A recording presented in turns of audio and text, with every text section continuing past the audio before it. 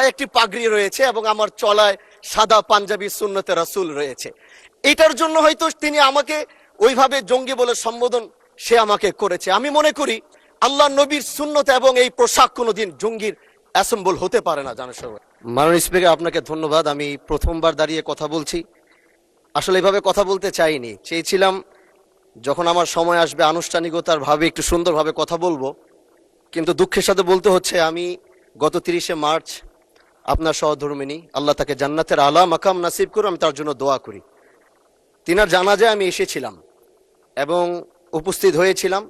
দক্ষিণ প্লাজা থেকে যখন আমি ভিতরে ঢুকবো, একদম কাছাকাছি পিছন থেকে কেউ একজন আমাকে সম্বোধন করছিল, ওই যে জঙ্গি এমপি যাচ্ছে।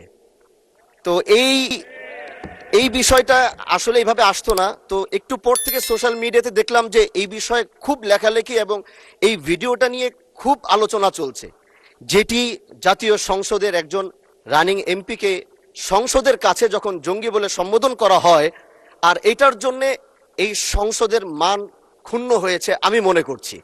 এজন্য আমি আপনার কাছে একটি অনুরোধ করব, আমাকে জঙ্গি বলার কারণটা আমি যতটুকু মনে করলাম যে আমার মাথায় একটি পাগড়ি রয়েছে এবং আমার চলায় সাদা পাঞ্জাবি সুন্নতে রাসূল রয়েছে। এটার জন্য হয়তো তিনি আমাকে ওইভাবে জঙ্গি বলে সম্বোধন সে আমাকে করেছে। আমি মনে করি আল্লাহ নবীর সুন্নত এবং এই পোশাক কোনোদিন জঙ্গির অ্যাসেম্বল হতে পারে না। জানো সবাই, এই জন্য আমি আপনার কাছে একটি অনুরোধ করতে চাই, মাননীয় স্পিকার, আপনি সিসি ফুটেজ যেটি রয়েছে, আপনি যদি মাননীয় স্বরাষ্ট্র মন্ত্রী এবং সংসদের সার্জেন্ট অ্যাট আর্মসকে যদি আপনি একটু অনুরোধ করবেন বা তাদেরকে একটু নির্দেশ দিবেন যে কারা এই কাজটি করেছে। অবশ্যই এই কাজটি এই জন্য করেছে যেন এখানে আমাদের বিরোধী দল যারা রয়েছেন এখানে তাদেরকেও হয়তো তাদের সম্মান ক্ষুণ্ণ করার জন্য হতে পারে, ওখানে প্রশাসন দাঁড়িয়েছিল, প্রশাসনের সম্মান ক্ষুণ্ণ করার জন্য হতে পারে। এই জন্য আমি চাচ্ছিলাম একটি সঠিক তদন্ত যদি আপনার মাধ্যমে নির্দেশনা আসতো তাহলে এই বিষয়টি ক্লিয়ার হতো। ধন্যবাদ।